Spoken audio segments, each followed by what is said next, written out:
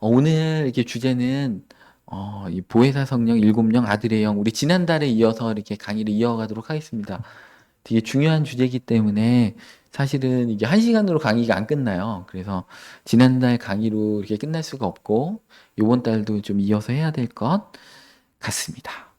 우리가 이제 영적인 세계는 너무나 신기한 거죠. 왜냐하면 우리 안에 내주하시는 성령님도 계신데 하나님의 보좌 앞에 계신 그 일곱 영이신 성령님을 우리가 임하여 주옵소서 이렇게 초청해야 되는 거잖아요.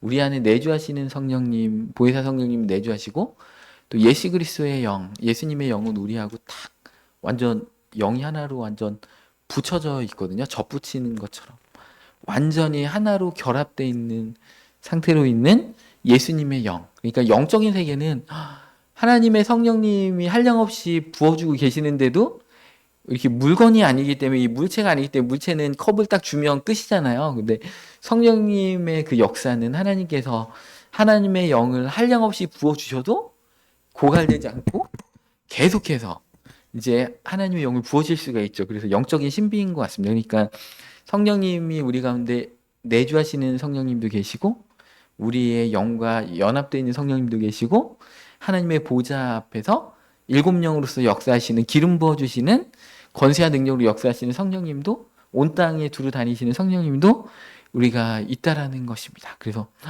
이런 주제를 알고 있으면 우리 영적인 세계가 사실은 은사와 천사와 뭐 이런 것보다 사실은 이 성령님에 대해서 이렇게 알고 있는 것, 성령님이 어떤 세 가지 역할들을 하시는 걸 알고 있는 것이 사실은 영성 사역이나 우리 신앙생활의 믿음 생활의 더 기초인 것 같습니다. 그래서 이거를 더 중요하게 잘 다루고 우리가 정립을 하고 있어야 됩니다. 우리 요한계시록 1장 4절 말씀 보겠습니다. 우리 지난주에 한번 읽어봤던 말씀인데 중요한 말씀이라 한 번 더 읽겠습니다.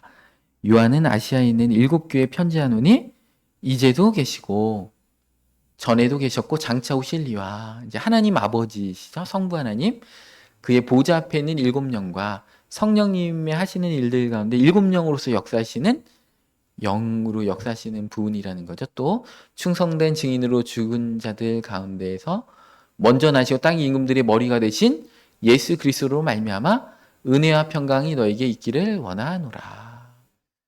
그러니까 성삼위 하나님으로부터 기죠. 은혜와 평강이 있기를 원한다 하면서 성령님에 대해서 뭐라고 했어요? 계시록에서는 일곱 영 이렇게 표현하고 계십니다. 그래서 여호와를 경외하는 영 기죠. 막그 예수님께 온전히 임하였던 이사야서에 계시된 그 영을 딱 영의 수를 딱 세보면 일곱 영이잖아요. 여호와를 경외하는 영이 첫 번째 영이죠. 그렇게 하면서 이제 일곱 영, 명철의 영 막 이렇게 딱 하면 일곱 영으로 딱 끝납니다. 일곱 영이라는 것은 하나님의 완전한 영, 완전수 일곱이라는 뜻이 있습니다. 계시록 5장 6절 말씀에 보면 예. 내가 또 보니 보좌와 내 생물과 장로들 사이에 한 어린 양이 섰는데 예수 그리스도시죠. 이 계시록 5장 6절은 예수님께서 십자가를 지시고 부활 승천하신 직후에 일어난 사건을 얘기하는 겁니다. 그러니까 예수님이 십자가를 지고 방금 승천하셨기 때문에 예수님이라고 안 하고 어린 양이라고 이렇게 표현을 한 겁니다. 일찍이 죽임을 당한 것 같더라. 그게 일곱 불과 완전한 권세인 일곱 불, 부활 승천하셨기 때문에 하늘과 땅의 모든 권세를 갖고 계시기 때문에 일곱 불, 일곱 눈이 있으니 이 눈들은 온 땅에 보내심을 받은 하나님의 일곱 영이더라. 그러니까 일곱 눈, 일곱 영.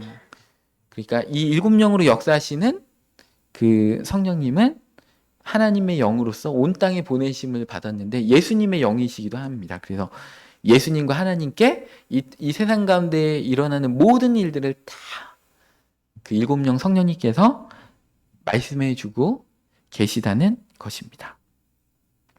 요한복음 2장 21절 말씀 보겠습니다. 예수께서 또 이르시되 너희에게 평강이 있을지어다. 아버지께서 나를 보내신 것 같이 너희를 보내노라.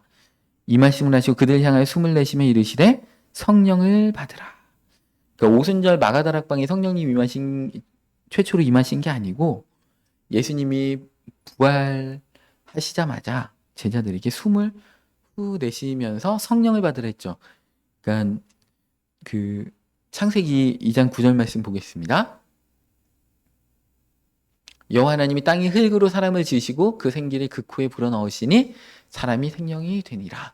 그러니까 흙으로 사람을 빚으시고 그 코에다가 생기를 불어 후 하고 이렇게 하나님께서 불어넣으셔서 그 생명체가 되고 영이 살아있는 생명이 된 것처럼 그 예수님의 제자들에게 예수님 부활하셔가지고 숨을 후 내쉬면서 성령을 받으라 할 때 이 성령이 지난달에 말씀드린 예수 그리스도의 영이라는 거죠. 아들의 영, 양자의 영, 예수 그리스도의 영이라는 겁니다. 이게 이 예수 그리스도의 영이 우리 가운데 오면 어떻게 됩니까? 우리의 영이 죽었던 영이 살아나죠. 죽어 있는 영이 예수님의 살아있는 생명의 영이 붙어버리기 때문에 이 영이 살아나고 근데 그때는 어린아이겠죠. 그리스도의 장성한 분량이 충만한 데까지 이 영이 자라나야 되는 것입니다. 이 영이 자라기 위해서 하나님의 보좌 앞에 있는 7영의 임하심이 계속해서 필요하겠죠. 그 임하심은 기름 부음을 계속해서 받으면서 우리 안에 있는 생명의 영이 그리스도의 영과 하나가 된 우리의 영이 계속해서 자라나는데 어디까지 자라나냐? 그리스도의 장성한 분량이 충만한 데까지 우리는 자라야 됩니다. 그때는 탁 구원받으면 어떻게 됩니까? 아기가 응애하고 태어난 것처럼 그죠? 살아있는 영이긴 하지만 별 힘은 없는 아기도 살아있는 생명이고 팔다리, 손가락, 열가락 뭐 아기가 손가락 3개밖에 없어요? 10개 다 있잖아요. 발가락 10개 다 있고. 그렇지만 생명이긴 완전한 생명이긴 하죠. 완전한 생명인데 성숙한 생명은 아니고 강한 생명은 아닌 것처럼 우리가 예수 그리스도를 영접함으로 우리의 영이 살아났습니다. 예수님의 영과 하나가 됐는데 아직 갈 길이 먼 아직 생명체 갓난아이와 같은 그런 영인 거죠. 그래서 갓난아이와 같이 바울도 그러죠. 순전한 젖을 사모하라. 그 젖을 막 먹으면서 우리의 영이 막 자라나는 거죠. 그래서 그리스도의 장성한 분량의 영까지 자라나면 어떻게 됩니까? 오늘 그 요한복음 20장 지금 23절 다시 한번 띄워주십시오. 이렇게 되는 거죠. 너희가 누구의 죄든지 사하면 사여질 것이고 누구의 죄든지 그대로 두면 그대로 있으리라. 왜냐하면 그리스도의 몸이기 때문에 그리스도인이기 때문에 우리를 보내면서 21절에는 아버지께서 나를 보내신 것 같이 나도 너희를 보낸다. 제사장으로 보내버리는 겁니다. 선지자로 왕으로 보내는 겁니다. 그리스도의 몸이기 때문에 예수님은 교회의 그 머리시고 우리는 몸이기 때문에 몸과 머리가 뭐예요? 한 몸이잖아요. 그러니까 우리가 제사장의 권세가 있어요. 그러니까 우리가 중보기도를 하면 하나님 저분들의 죄를 용서해 주십시오. 이렇게 기도를 하면 그분들의 죄가 실질적으로 용서가 되는 거예요. 예수님이 부활하시기 전에도 중풍병자에게 소자야 네 죄사함을 받았느니라. 그리스도이기 때문에 그래요. 예수 그리스도. 예수님이 그 세례 요한에게 침례를 받으신 후에 하늘에서 보혜사 성령님이 비둘기같이 딱 임하셨잖아요. 그리스도의 사역이 공생의 사역이 딱 시작되시면서 사람들 만날 때 뭐예요? 네 죄사함을 받았느니라. 그와 똑같이 우리도 예수 그리스도의 이름으로 죄사함의 권세를 우리가 줄 수 있습니다. 그래서 제가 오늘도 고명숙 권사님 이제 시아버님 이제 편찮으셔서 이제 돌보시는 못 오셨는데 그 카톡에 그런 내용이 있어요. 시아버님의 평생의 죄를 본인을 통해서 대신 회개시키신다 거죠. 왜냐하면 제사장이기 때문에 시아버지가 회개하셔야 되는데 아직 그 죄에 대해서 구체적으로 깨닫지 못하시잖아요. 그럼 어떻게 됩니까? 우리는 제사장이기 때문에 우리가 대신해서 그 죄를 기도해 줌으로 인해서 하나님 그 기도를 예수 그리스도의 이름으로 우리가 대신 기도할 때 예수 그리스도의 이름으로 그 죄사함을 주는 거예요. 놀라운 거죠, 이거는. 그래서 어느 교단이나 이런 데 가면 중보기도는 잘못됐다. 하나님과 우리 사이에 중보자는 한 분이시니 그런 말씀이 있잖아요. 성경 말씀이니까 중보기도라는 말은 성경적이지 않다. 그러니까 중보기도하면 안 된다. 이렇게 얘기하는데 성경을 이렇게 창세기부터 계시록까지 균형 있게 못 읽은 거죠. 그러니까 그 구절 하나만 가지고 중보기도는 잘못했다 그러는데 심지어 우리 여기에는 뭐라고 돼 있어요? 우리가 누구의 죄든지 사하여 주면 사해질 것이고 가만히 있으면 그대로 있으리라. 그러니까 물론 우리가 그렇다고 막 교주가 되면 안 됩니다. 내가 막 물을 딱 담아놓고 이 물을 마시면 죄사함 막 이렇게 되면 안 되는 거죠. 그런 건 아니고 예수 그리스도의 이름으로. 그러니까 여러분들 우리의 영이 장성하잖아요. 예수 그리스도의 장성한 분량까지 가면 기도가 선포 기도로 이렇게 가는 겁니다. 우리 베드로 요한이 성전 미문에 앉은 뱅이를 보니까 나사렛 예수 그리스도의 이름으로 일어나 걸으라.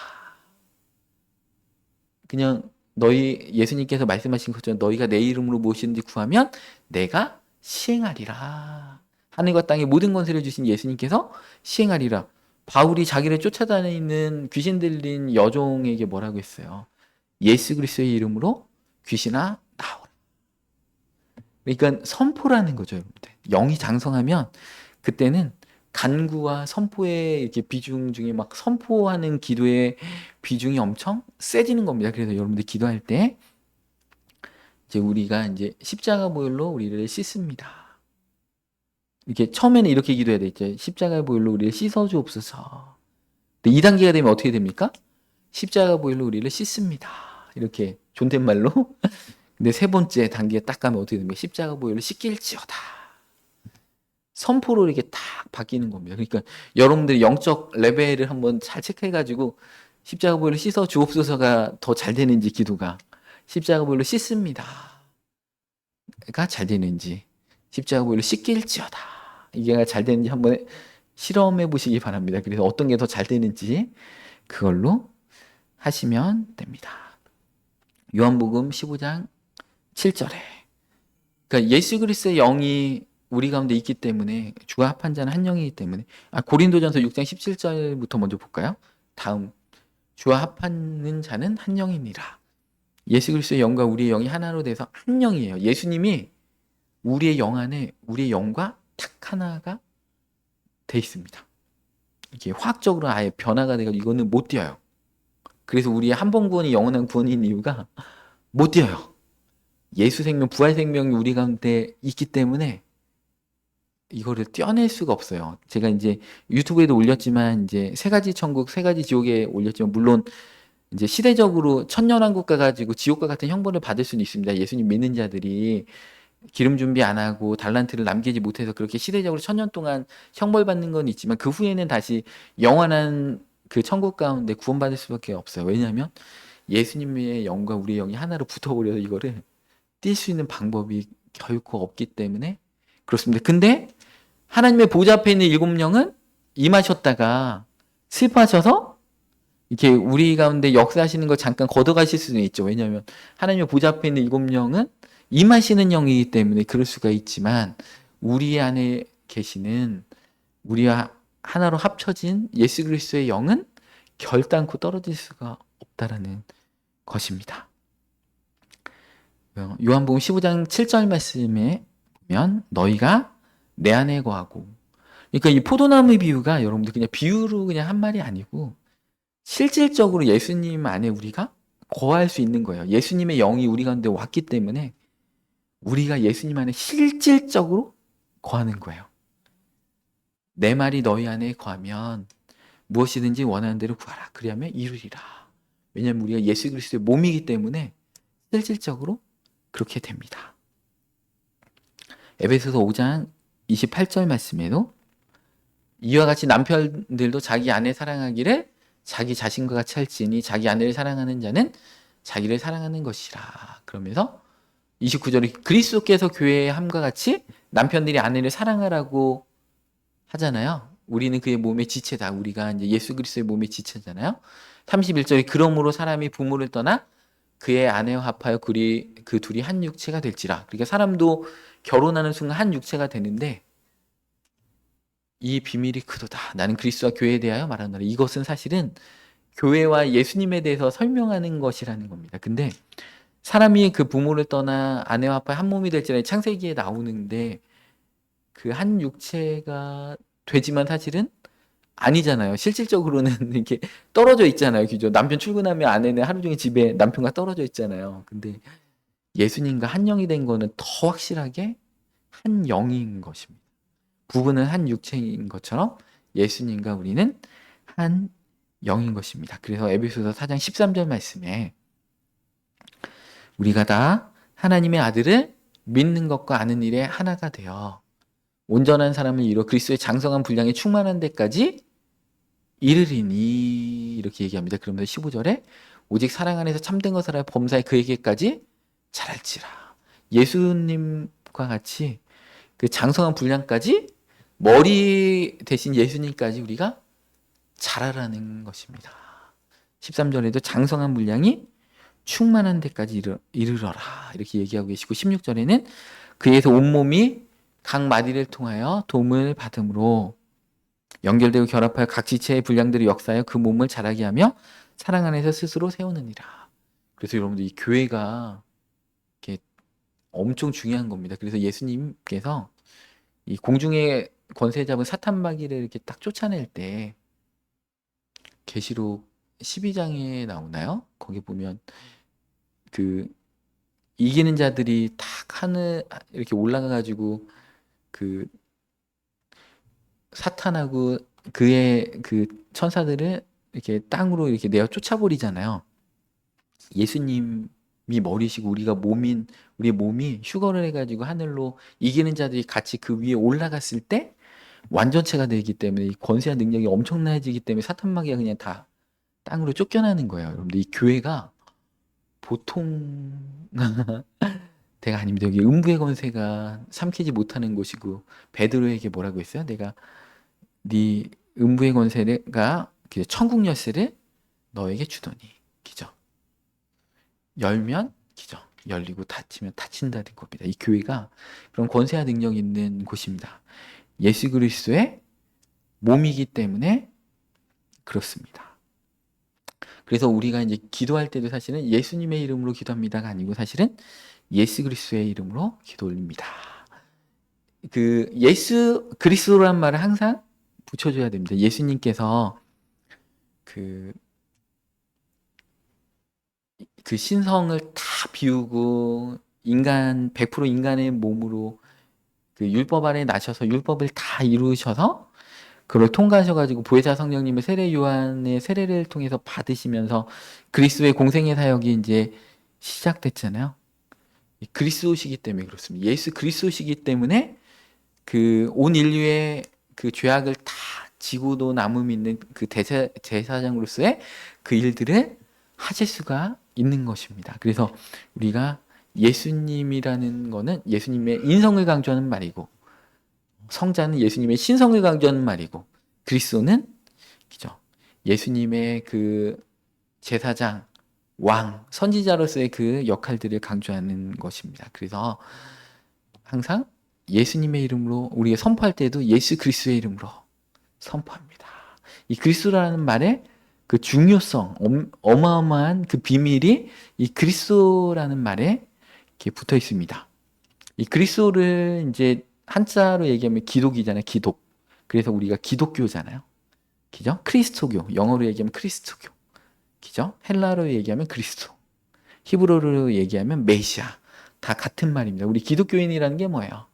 그리스도인. 그죠? 그리스도의 사람. 우리 이름 자체에 놀라운 이름이 이렇게 있는 것입니다. 에베소서 1장 22절 말씀에 보면 또 만물을 그의 발 아래 복종하게 하시고 그를 만물 위의 교회의 머리로 삼으셨느니라.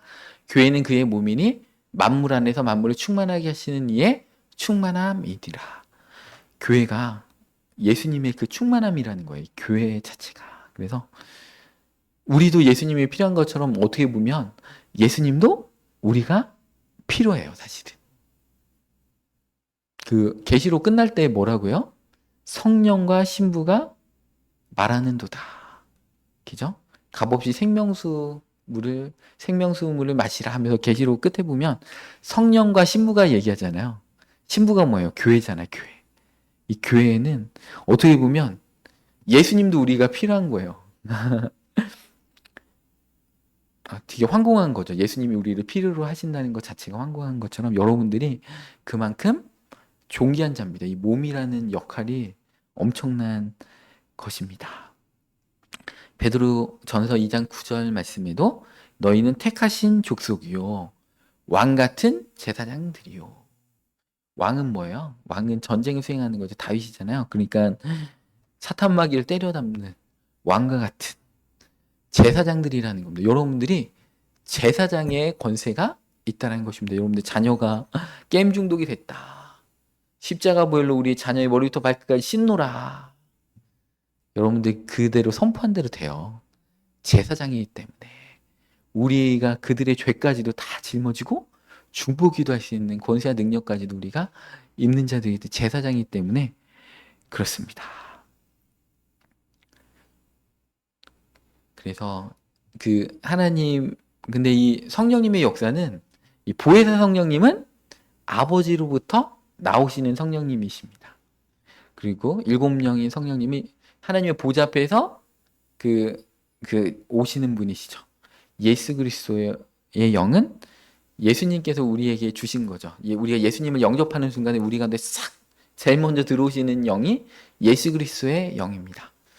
예수님도 그래서 부활하시자마자 제자들에게 예수 그리스도의 영을 주셨죠. 그러니까 성삼위 하나님이 만든 거예요. 성령님의 역사는 이 성삼위 하나님의 각각의 그 역사, 그 보혜사 성령님은 하나님 아버지하고 긴밀하게 연관되어 있는 성령님이시고, 그죠? 아들의 영은 예수님과 긴밀하게 연관되는 성령님이시고, 하나님의 7명이신 성령님은 그죠? 우리가 보통 알고 있는 성령님이신 거고, 그렇습니다. 그래서 이렇게 하나님의 그 경륜 안에서 이 성령님을 우리 가운데 세 가지 모습으로 우리 가운데 성령님이 부어지고 있다. 이렇게 보시면 됩니다. 그래서 특별히 우리에게 권세와 능력과 은사로 역사하시는 성령님, 하나님의 보좌 앞에 있는 7명이시죠. 그 하나님의 그 7명이 우리에게 부어질수록 은사가 나타나고 권세가 나타납니다. 근데 은사주의자분들은 이 7명만 강조를 하다 보니까 인격적으로 신앙 안에서 제대로 인격이나 성품이 제대로 안 되고 나중에 변질되는 이유가 보혜사 성령님을 통한 진리로 인도함을 받지 못하고 예수의 그리스도의 영을 통해서 우리의 속사람이거든요. 그러니까 우리의 기죠. 그 로마서에도 우리 속사람은 의의 법을 즐거워하고 우리의 겉사람은 기죠. 죄의 법으로 우리를 사로잡아서 오라 나는 공고한 사람이로다 할 때 이 속사람이 우리의 영과 예수 그리스도의 영이 하나로 합쳐진 우리의 영이거든요. 이 속사람. 이 속사람과 보혜사 성령님을 강조하지 않고 7명의 나타나시는 역사만 강조하다 보니까 삼천포로 빠지고 나중에 변질되고 타락되는 겁니다. 어느 사역자분의 유튜브를 이렇게 보면 막 두통이 옵니다. 이렇게 다. 되게 유명한 막 구독자도 몇만 명이 그런데 최근 유튜브를 딱 보니까 막 두통. 그러니까 7명의 역사, 하나님의 은사 부르시면 후회하심이 없기 때문에 여러분들 은사를 주시면 7명이 떠나가셔도 그 은사는 나타나요. 근데 점점 약화됩니다. 그거는 점점 약화될 수밖에 없지만 어찌됐든 은사 부르시면 후회하심이 없기 때문에 그 사역자를 통해서 은사가 나타나지만 하나님의 7명은 떠나가시는 거죠. 별로 임하시지 않고 함께 있고 싶지도 않고 왜냐면 그 마음이 보혜사 성령님을 통한 그 진짜 진리의 단계로 들어가지 못하고 예수 그리스도의 영의 그 양심의 소리를 듣지 못하고 계속 부정하고 부인하다 보니까 은사는 나타날지 몰라도 기죠. 그리고 그 처음부터 말씀드렸던 게 뭐예요? 그 은사는 그 보혜사 성령님의 역사라든지 아들의 영의 역사가 아니고 은사가 임할 때는 기죠? 그 은사를 돕는 다양한 영적 존재들이 있는데 그 가운데는 천사들도 있는 거고 그죠? 그 천사하고 비슷한 천사가 뭐예요? 악령들도 있잖아요. 그러니까 어떤 현상들을 나타내면서 그 악령들이 동일하게 그 영적 효과들을 주고 있는데 보혜사 성령님이 역사하지 않고 하나님의 7명의 역사가 떠나 있기 때문에 그 사람이 그거를 알지 못하고 이제 은사가 나타나니까 성령님이 역사구나 하고서 그냥 퉁치고 그냥 이렇게 하는 겁니다. 그래서 여러분들 영분별이 중요합니다.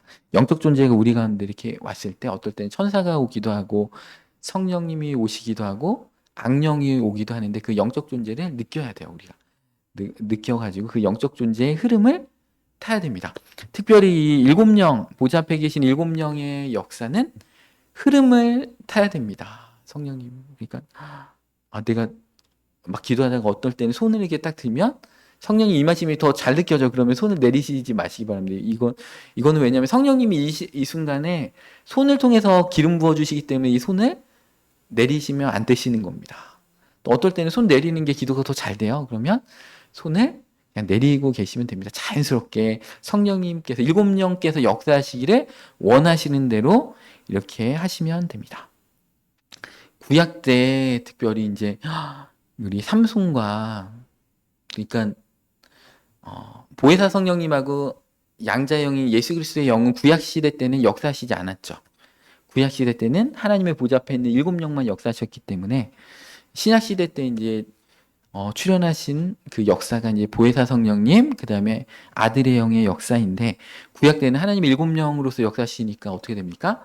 이 삼손과 같이 나시린의 규약을 지키면서 거룩하게 했죠. 나시린이 뭐예요? 머리털에 삭도를 대지 않고, 포도주도 마시지 않고, 그 다음에 시체를 마시지 않고, 부정타지 않으면서 자기를 거룩하게 지키니까 어떻게 됩니까? 그 나시린에게 성령님 일곱 영이 강하게 임하여 주셔서 놀라운 힘을 이제 발휘하게 되는 겁니다. 그래서 그 구약 시대 때는 이렇게 성령님께서 임하셨다가 떠나가시기도 하고 이렇게 일곱 영이시기 때문에 일곱 영은 우리가 임하시는 성령이라고 했잖아요. 신약 시대 때도 일곱 영의 성령님은 우리 내주하시는 보혜사 성령님하고 다르게 임하시는 성령님. 그러니까 보혜사 성령님이 우리 가운데는 충만하게 깨닫게 하옵소서 이렇게 기도해야 되겠죠. 아들 예수 그리스도의 영은 우리 배에서 생수의 강이 흘러나오게 해주십시오 이렇게 기도해야 되는 거고 하나님의 보좌 앞에 있는 일곱 영은 임하여 주옵소서 이렇게 하는 거죠. 그러니까 오시는 그 방향이 다 다른 겁니다. 우리 스가랴서 4장 6절 말씀 보겠습니다. 여호와께서 스룹바벨에게 하신 말씀이 이러하니라. 만군의 여호와께서 말씀하시되 이는 힘으로 되지 아니하며 능력으로 되지 아니하며 오직 나의 영으로 되느니라. 보좌 앞에 있는 일곱 영이시죠. 큰 산아 네가 무엇이냐? 네가 스룹바벨 앞에서 평지가 되리라.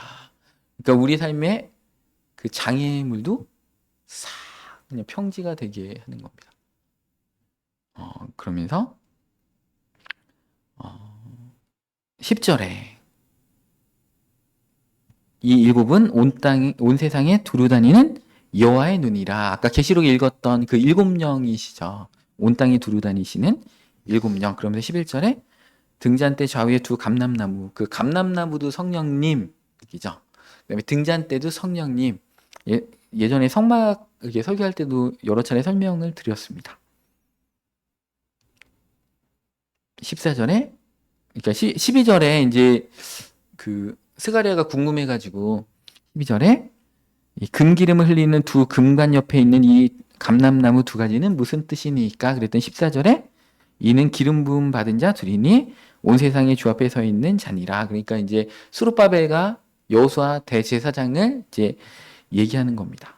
그러니까 하나님께서 이제 구약 시대 때 역사하셨던 성령님의 역사는 온 땅에 보내심을 받은 일곱 눈, 일곱 영, 일곱 영의 역사라는 것입니다. 보혜사 성령님의 역사가 아니시죠. 근데 이 일곱 영으로 역사하시는 성령님은 이 보혜사 성령님과 같이 분신과 같이 역사하시는 성령님이시기 때문에 마가다락방에 보혜사 성령님이 임하실 때 바람같이 불과 같이 그런 역사를 하시는 겁니다. 구약시대 때는 구름기둥과 불기둥으로 역사하셨던 것입니다. 그래서 그 지난달에 말씀드렸잖아요. 그죠? 하나님의 성령님이 창세기에 그 막 혼돈하고 공허한 이 흑암 깊음 위에 있는 이 수면 위에 운행하시면서 그죠? 이 일곱 영 성령님은 불신자들의 마음 밖에서도 역사하시면서 예수님이 믿을 수 있도록 역사하시고 그들의 마음 문을 딱 여는 순간에 예수 그리스도의 영이 딱 들어오신다라고 제가 말씀드렸었습니다. 그래서 그 보혜사 성령님과 아들의 영은 우리 가운데 내주하시는 성령, 보좌 앞에 일곱 영은 하나님의 보좌 앞에 있어서 우리가 충만하게 사모함으로 계속 받아서 충만하게 채워야 되는 성령님이신 것입니다.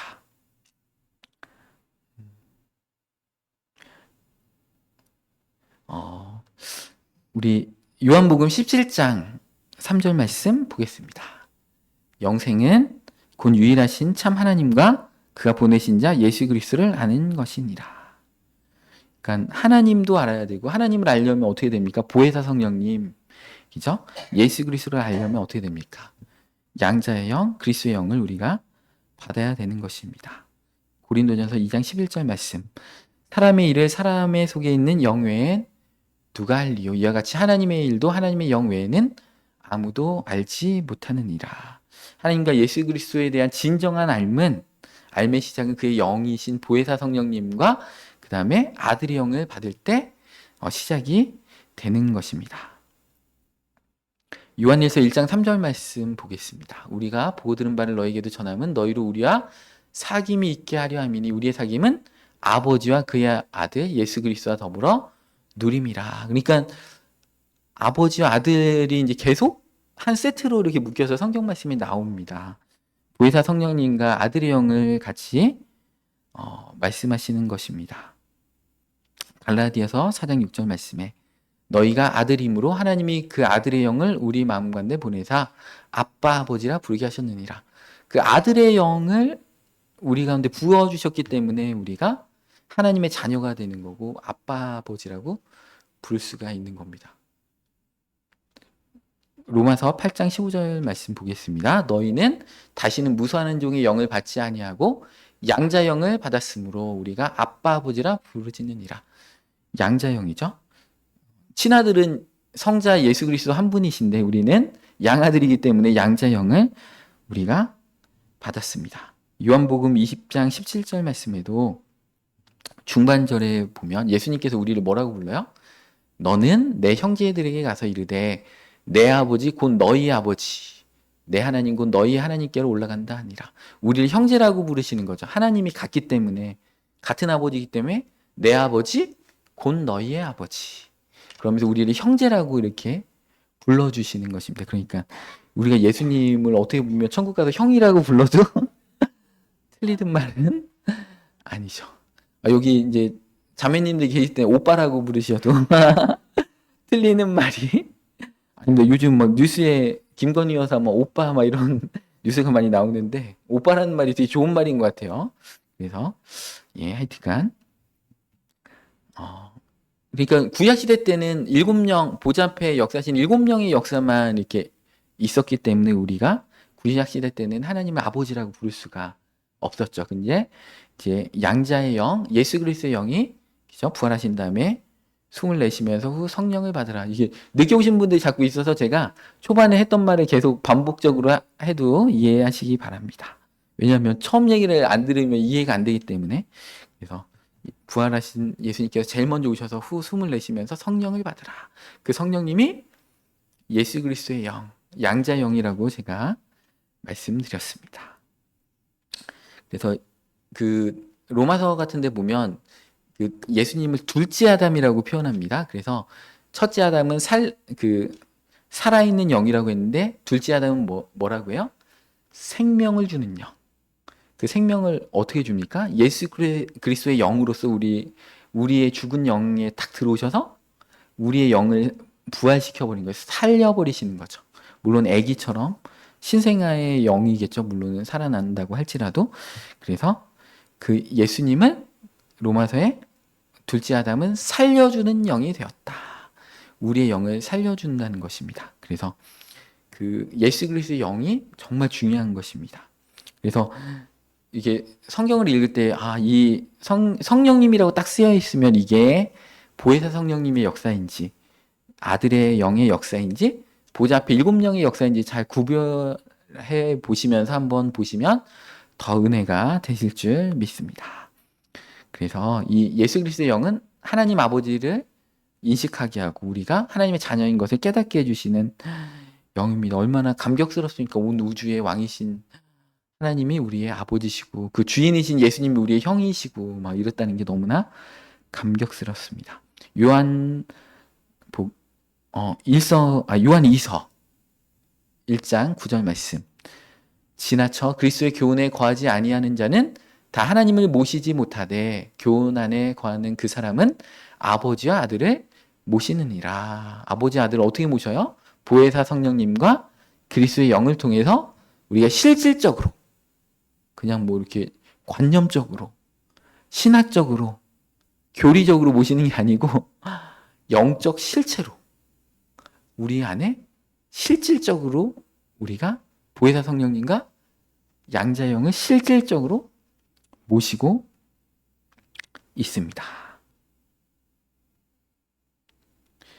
그래서 우리가 잘 지내야 되겠죠. 우리의 몸이 하나님의 성전인 것과 하나님의 성령이 우리 가운데 거하시는 것을 알지 못하느뇨. 그죠? 그 하나님의 성령이 우리 안에 거하는 걸 알지 못하느냐 할 때 그 하나님의 성령이 뭐예요? 보혜사 성령님을 말씀하시겠죠? 갈라디아서 3장 26절 말씀입니다. 너희가 다 믿음으로 말미암아 그리스도 예수 안에서 하나님의 아들이 되었으니 누구든지 그리스도와 합하기 위하여 세례를 받은 자는 그리스도로 옷 입었느니라. 그러니까 우리가 세례라는 게 뭐예요? 연합. 예수님과 연합, 일치. 그죠? 그리스도의 옷 입었다는 게 뭐예요? 예수 그리스도의 영이 우리와 함께 계시다는 것입니다. 그래서 28절 하반절에 남자나 여자나 그리스도 예수 안에서 다 하나다. 실질적으로 하나인 겁니다. 실질적으로 그냥 관념적으로 하나인 게 아니고 실질적으로 우리의 영이 다 하나로 묶여 있어요. 왜냐하면 예수님이 머리시잖아요. 우리 그의 몸의 지체잖아요. 예수님의 영을 다 갖고 있잖아요. 우리가 서로끼리는 연결이 안 돼도 예수님하고 연결되어 있기 때문에 예수님을 통해서 머리를 통해서 내가 이렇게 손을 딱 움직이면 이게 뇌신경을 타고 이렇게 뇌로 가가지고 이렇게 내려오잖아요. 그죠? 그러니까 우리의 영이 서로 연결되어 있는 이유가 예수 그리스도를 머리로 같이 모시고 있기 때문에 실질적으로 한 몸이에요. 부부만 한 육체인 게 아니고 실질적으로 교회는 하나예요. 실질적으로. 관념적이나 신학적이나 교리적으로 하는 게 아니고 진짜로 하나. 진짜로 하나라는 여러분들하고 이재천 집사님하고 제가 진짜로 하나예요. 한 영으로 묶여 있어요. 얼마나 이게 신비로운 건지 모릅니다, 여러분들. 한 영으로 묶여 있다는 것입니다. 그래서 이 구원의 여정이 본격적으로 막 시작됩니다. 예수 그리스도의 영을 우리가 받는 순간에 얘기가 이제 순전한 젖을 사모하면서 막 의의 말씀을 이루고 진리와 거룩함을 입기 위해서 주님과 합해진 이 한 영이 이제 실질적으로 일하기 시작합니다. 그래서 요한복음 4장 14절에는 우리에게 영생하도록 솟아나는 샘물의 근원으로 이 아들의 영이 역사하십니다. 내가 주는 물을 마시는 자는 영원히 목마르지 아니하리니 내가 주는 물은 그 속에서 영생하도록 솟아나는 샘물이 되리라. 여러분 안에 생수가 있어요. 그러니까 불신자들에게 생수를 나눠줄 수가 있는 겁니다.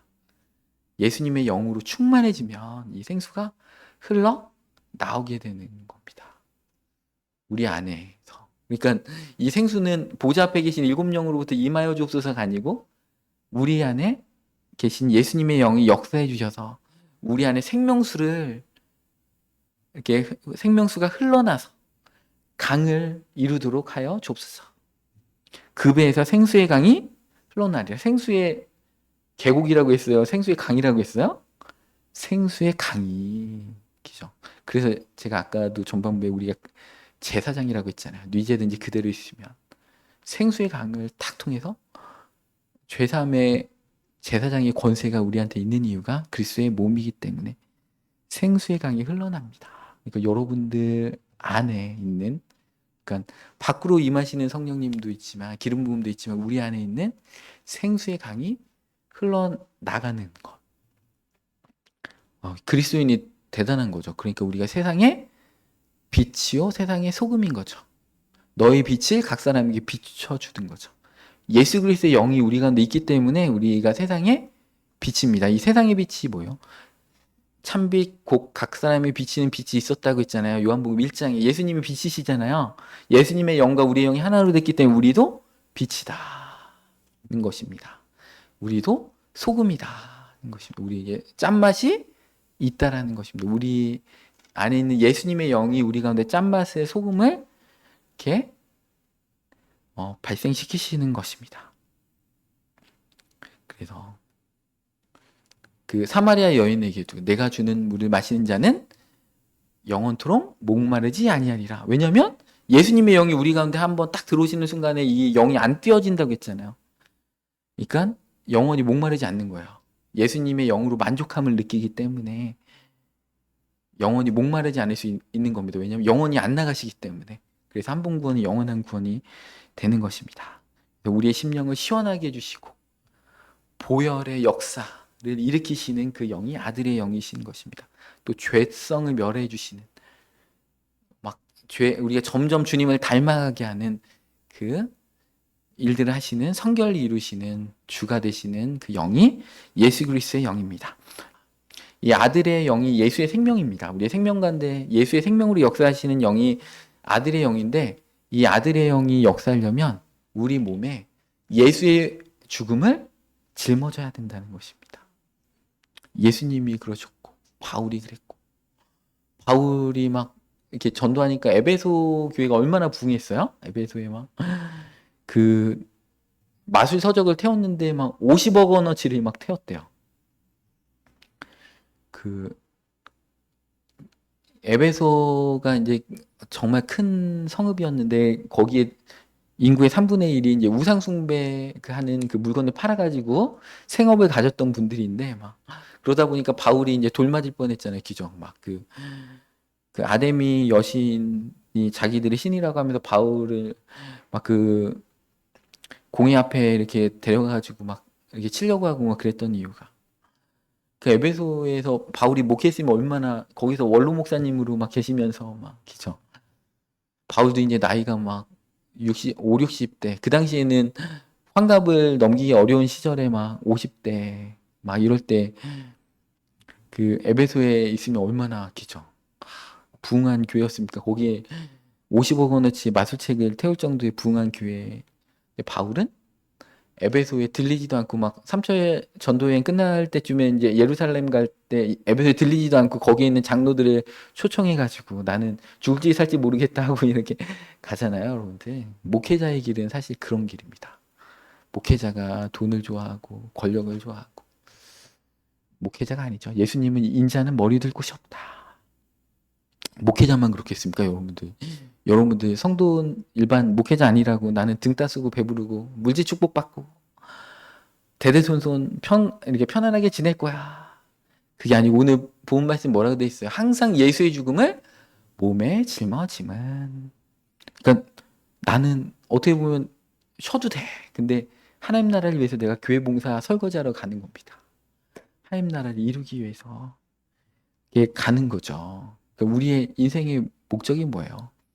예수님도 그냥 천국에서 왕자로서 딱 지내시면서 그냥 부귀영화 누리시고 하는데, 그는 근본 하나님의 본체시나 하나님과 동등됨을 취할 것으로 여기지 아니하시고 종과 같이 낮아져서 죽기까지 복종하셔가지고 30살 될 때까지, 제가 저번에 그 말씀드렸잖아요, 저번 달에. 기죠. 질고를 아는 자라, 그 뜻이 이사야서 53장 2절에 질고를 아는 자라. 예수님 30살 될 때까지 계속 아프셨다라는 거죠. 막 소화불량, 감기, 몸살. 기죠. 예수님 풍채가 흠모할 만한 것이 하나도 없고, 기죠. 마른 땅에 나온 말라 비틀어진 뿌리와 같아서 흠모할 만한 것도 없고. 그 여기 잘생기신 분들 회개하시기 바랍니다. 예수님 보세요. 막 키 크시고 잘생기신 분들. 예수님은 우리 인류 가운데 못생기신 분들을 위로하시기 위해서 진짜, 나 같으면 그렇게 못했을 것 같아. 그 잘생기신 예수님이 그 추남의 모습으로 막 흠모할 만한 풍채도 없고, 진짜 얼마나 괴로우셨을까. 예수님 원래 잘생기신 분인데 막 못생기게 태어나셔가지고 얼마나 괴로우셨을까. 그죠? 왜냐하면 그 죽음을 짊어져야지 예수님의 그 영이 생명을 주기 때문에 그렇습니다, 여러분들. 말씀대로 살아가야지 우리가 막 욕심과 막 명예와 잘난 척하고 우리 교회 안에도, 현대 교회 안에도 그런 일들이 너무 많이 있잖아요. 그죠? 예수님은 나타나지 않고, 목회자가 나타나고, 그죠? 그분들의 멘트를 들어보면 됩니다. 멘트를 들어보면, 아, 내가 하나님을 높이고 있는가, 나를 드러내고 있는가, 그 목회자들의 멘트를 들어보면, 이렇게 알 수가 있습니다. 그래서 예수님의 죽음을 짊어짐을. 바울은 이제, 이렇게 바울은 이제 죽이려고 쫓아오니까 바울이 막 도망을 칩니다. 그래가지고 이제 그 60km를 걸어가지고 이렇게 도망을 치는데, 도망칠 때 이제 예루살렘 교회가 흉년이 들어가지고 이제 각 그 교회들에 있는 그 파견된 사람들과 함께 그 구제헌금을 다 이렇게 분담해서 나눠지고서 이 예루살렘으로 가려고 이렇게 반대 방향으로 이렇게 가지고 배 타고 이제 자기를 죽이려는 사람들 따돌려서 이렇게 가려고 합니다. 사실은 바울이 돈이 많을까요? 베드로하고 요한이 돈이 많을까요? 거기에 예루살렘 교회는 대형 교회입니다. 그러니까 거기 총회장이시고 뭐 베드로와 요한은 사실은 거기 한 번에 5천 명, 3천 명씩 변화돼 가지고 거기는 대형 교회입니다. 어마어마한 교회인데 바울은 사실은 바울이 목회했던 교회들은 대부분 가정교회거든요. 이렇게 조금씩 조금씩 흩어져 있는 그 사람들한테 고린도에서도 구제헌금을 하고 마게도니아 지역에 또 구제헌금을 모아가지고 다 가가지고 이제 거기 예루살렘에 큰 흉년이 이렇게 들었기 때문에 섬기려고 이렇게 가는 겁니다. 그거 안 한다고 누가 바울 욕해요? 근데 바울은 예수님의 생명이 있기 때문에 복음으로 이방인들에게 유익을 줬던 이 유태인들 교회에 그 이방인의 사도로서 그거를 갚고 싶은 거예요. 이방인의 사도로서 떳떳하게 대등한 관계로 예루살렘하고 얘기하고 싶은 거예요. 예수님의 마음이 그 마음 가운데 있는 거예요. 누가 시키지도 않고 예수님이 그렇게 하라고 한 것도 아닌데 우리의 마음에도 그런 마음이 있었으면 좋겠습니다. 우리 인격이 성품이 그래가지고요. 예수님의 영과 우리가 딱 붙어있기 때문에 이게 내 마음인지 예수님의 마음인지 어느 순간에 모를 때 그게 진짜 예수님과 우리가 하나로 된 겁니다. 음성을 듣고 순종하는 그게 아니고 내가 그냥 하면 그게 예수님이 하신 거예요.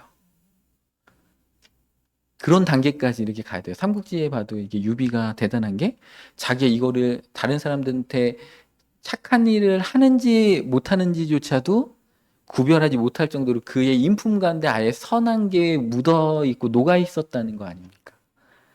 여러분들 마귀하고 하나가 돼서 내가 하는 게 이게 마귀 짓인지 아닌지도 모르고 마귀 하나가 되고 변질되고 타락하고 뭐 부패하고 이러면 안 되겠죠? 내가 하는 게 예수님이 하시는 거 똑같은 거. 뭐 감동받아서 하는 게 아니고 그냥 하고 싶은 거야. 그죠? 그런 단계까지 가면 예수님의 생명이 우리를 통해서 드러납니다. 그러니까 사실은 이런 7명 아들의 영 보혜사 성령을 깨달은 자는요. 은사 받은 자보다 훨씬 더 권세한 능력이 막강해요. 사실은. 은사는 이런 거를 못 깨달아도 보좌 앞에 계신 7명이 그냥 원하시는 대로 주시는 거예요. 신앙의 성숙도하고 아무 상관이 없이 그냥 주시는 겁니다. 근데 그 은사를 가지고 보혜사 성령님과 아들의 영의 깊은 깨달음의 단계로 들어가지 못하면 그 은사 가지고 그냥 교만하다가 망해버리는 거예요. 그러니까 그 은사가 무조건 좋은 게 아닙니다. 그래서 여러분들이 진리의 말씀, 보혜사 성령님을 통해서 진리의 말씀으로 인도함을 받으면 이렇게 은사가 내 안에서 나타나지 않아도 그 은사를 뛰어넘는 하나님의 권세한 능력들이 존재론적으로 있어 버리는 겁니다. 우리 존재 자체가 예수 그리스도의 몸이고 제사장이기 때문에 그렇습니다. 그래서 진짜 놀라운 것들이죠. 그래서 죄와 장막, 우리 죄성 이런 것들은 예수 그리스도의 영인 아들의 영이 그런 것도 죄성을 계속 멸해 가시면서 우리가 예수님의 장성한 분량까지 예수님을 정말 닮아가는 그 단계까지 가게 되는 것입니다. 요한복음 우리 14장 16절 말씀. 제가 이게 오늘 너무 바빠가지고 사실은 오늘 강의를 준비를 1시간밖에 못했어요. 그래가지고 너무 바빠가지고 이제 오후 2시부터 이제 막 3시까지 강의를 준비해서 여러분하고 나누는 건데 그러다 보니까 PPT를 준비하시는 분들한테 일찍 못 드렸어요. 그래가지고 요한복음 이 부분은 PPT를 주면 왠지 막 너무 양심의 가책을 받아가지고 미안해가지고 못 줬어요.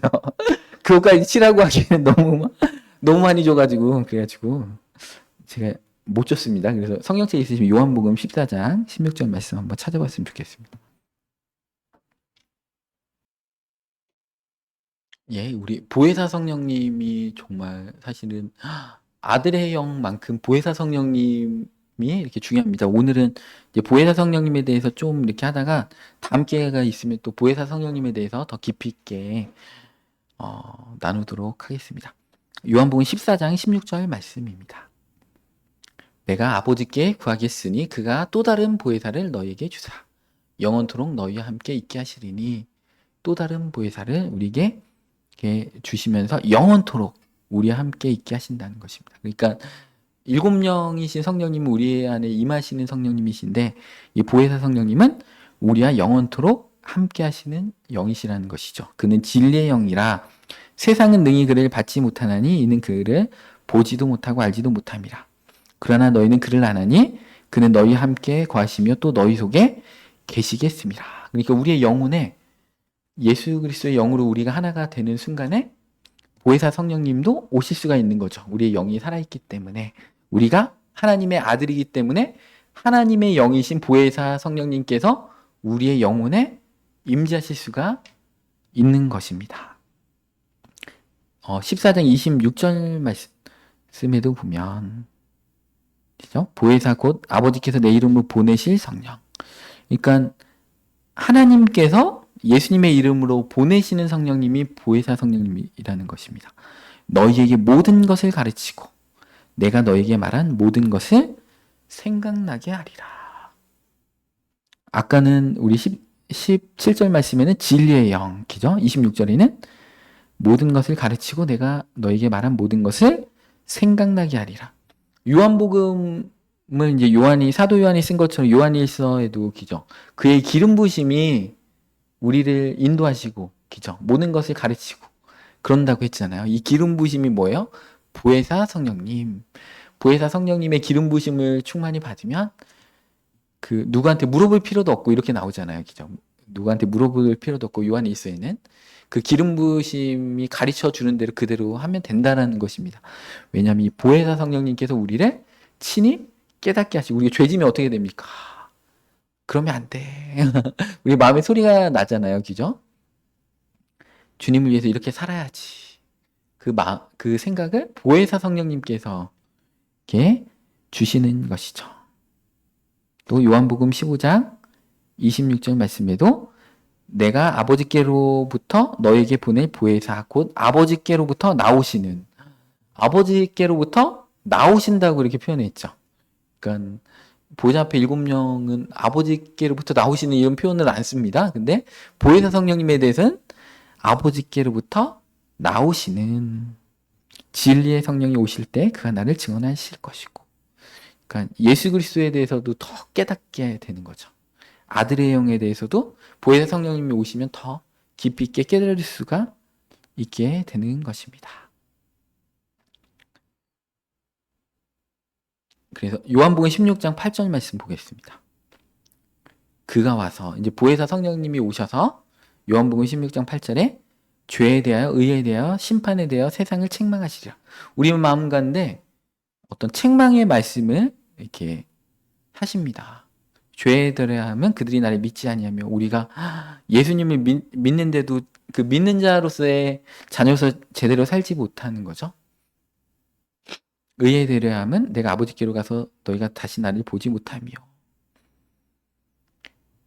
심판에 대하여라 하면 이 세상 임금이 심판을 받았습니다. 그러니까 이런 죄에 대하여 의에 대하여 심판에 대하여 그런 책망을 막 하시면서 깨닫게 해주시고 돌이키게 하시는 역사가 있습니다. 내가 아직도 너에게 이를 것이 많으나 지금은 너희가 감당하지 못하리라. 그러나 진리의 성령 보혜사 성령이 오시면 그가 너희를 모든 진리 가운데로 인도하시리니 그가 스스로 말하지 않고 오직 들은 것을 말하며 장래를 너에게 알리시리라. 지금은 얘기해줘도 감당하지 못하는데 보혜사 성령님이 오시면 기죠? 너희가 다 깨닫고 그런데 너희를 모든 진리 가운데로 인도하시리니 그가 스스로 말하지 않고 오직 들은 것을 말하며 장래일을 너희에게 알리시리라. 예수님께서 우리에게 나보다 더 큰 일을 할 자가 여기 있다. 예수님도 뭐라고 했어요? 내가 아버지와 내가 하나다 하면서 뭐라고 했어요? 나는 내가 얘기하는 게 아니고 오직 들은 걸 얘기해 주는 거야. 아버지께 받은 것을 얘기해 주는 거야. 근데 어떻게 받았어요? 예수님께서 비둘기 같은 보혜사 성령이 임하셔가지고 그때부터 아버지께서 얘기해 주신 것을 오늘 13절 말씀에 스스로 말하지 않고 오직 들은 것을 말하며 장래를 너에게 알리시오. 그러니까 예수님도 내 스스로 얘기하는 게 아니야. 다 들은 것을 너에게 얘기해 주는 거야. 왜냐하면 예수님은 보혜사 성령님을 통해서 들으신 것입니다. 그래서 우리도 스스로 말하는 게 아니죠. 이렇게 설교를 준비할 때도 강의를 준비할 때도 내가 하고 싶은 게 아니고 뭔가 그런 감동이 있을 때 그 주제를 잡고 어떤 성경 구절이 이렇게 얘기해야 되겠다 이런 감동을 주실 때 얘기하는 거잖아요. 여러분들 찬양을 인도할 때도 그런 감동이 있죠. 아, 이 곡 하고 싶다. 다 보혜사 성령님께서 우리 가운데 감동을 주셔가지고 그 일들을 하게 하시는 거예요. 스스로 말하는 게 아니고, 그죠? 여기 이렇게 멀리서 고속버스 타고 오시고 막 차 타고 오셨는데 스스로 오시는 게 아니고 보혜사 성령님께서 오늘 말씀과 영성훈련학교에 가라 그런 마음을 주시기 때문에 오시는 거예요. 여러분들 그 마음 안 주시면 여기에 아무도 안 계세요. 저하고 저희 아내랑 둘이서 이렇게 해야 돼요. 네? 저는 걱정을 안 하죠. 왜냐하면 보혜사 성령님께서 우리의 마음 여러분들이 다 구원받으셨기 때문에 그 영 안에서 가야 돼. 안 가면 막 괴롭고 막 찜찜하고 그런 마음을 보혜사 성령님께서 주십니다. 그래서 예수님도 스스로 말하지 않고 오직 들은 것을 얘기한 것처럼 또 이 장래일을 너에게 알리시라. 이 계시록 말씀이 보혜사 성령님을 통해서 깨달아져요. 여러분들. 이단들이 얘기하는 그 계시록 강의를 들으면 우리 마음에 불편함이 있고 그걸 거부하는 마음이 듭니다. 이 보혜사 성령님의 역사로서 그렇게 되는 것입니다. 그래서 이 보혜사 성령님의 역사 너무나 중요하죠. 우리가 성경을 읽을 때 깨달으려면 목사님의 설교를 들을 때 보혜사 성령님이 안 계시면 어떻게 됩니까? 들어도 하나도 몰라요. 근데 우리가 깨닫고 우리 삶에 적용하고 실천하는 단계까지 나아간다는 것은 보혜사 성령님께서 우리 가운데 그 역사들을 하신다는 겁니다. 근데 성령님의 그 아들의 영의 역사, 보혜사 성령님의 역사를 우리가 계속 거부하면 어떻게 됩니까? 말씀 안 하시겠죠. 우리의 마음이 막 무뎌지고 우리의 영혼이 무뎌지고 연약해지고 영혼이 병들게 되고 그렇게 되겠죠. 삼손도 7명의 역사도 마찬가지였어요. 삼손이 나신으로서 3가지 머리털에 삭도를 대지 않고 그다음에 그 포도주를 마시지 않고 그다음에 시체를 마시지 않고 이 3가지를 다 지켰을 때 보좌 앞에 있는 7명이 강력하게 부어지심으로 이스라엘 구원자로 사사로서 쓰임을 받다가 그 3가지를 다 어겼잖아요. 그죠? 그 예쁜 여자들하고 같이 막 포도주 마시고 그죠? 가다가 시체 만지면 안 되는데 사자 몸에 그 꿀이 있으니까 로얄 젤리가 있으니까 그거를 몸에 좋겠구나 하고서 먹었잖아요. 시체도 만졌죠. 3번째 마지막 나시린이 하면 안 되는 머리털 미는 거 3가지까지 다 해서 그의 하나님 앞에 거룩함을 다 잃어버렸을 때 하나님의 7명이 삼손에게 떠나갔지만 다시 회개하니까 눈 뽑혔지만 다시 하나님의 7명이 임하셨잖아요. 그죠? 하나님의 7명의 역사는 임하셨다가 떠나셨다가 다시 임하시는 그 7명의 역사라면 보혜사 성령님과 아들의 영은 한 번 오시면 안 가신다. 이거 얼마나 감사해요. 우리가 죄져도 안 가시니까. 근데 얼마나 괴로우시겠어요. 우리의 영혼 가운데 가실 수는 없지만 막 그 속에서 기죠. 괴로우시잖아요. 그러니까 우리가 죄 짓는 게 엄청난 하나님 앞에 죄를 짓는 거죠. 왜냐하면 보혜사 성령님이 괴로우시고 우리를 위해서 탄식하며 마땅히 빌 바를 알지 못하지만 성령께서 우리를 위하여 탄식하며 기도하신다고 했잖아요. 그러니까 성령님께서 탄식하며 기도하게 하면 안 되겠죠. 우리와 함께 계시면 평안하시고 행복하시고 이렇게 해야 되겠죠. 그게 이제 우리의 책임입니다. 그래서 참 송구하면서도 감사하면서 그런 것 같습니다.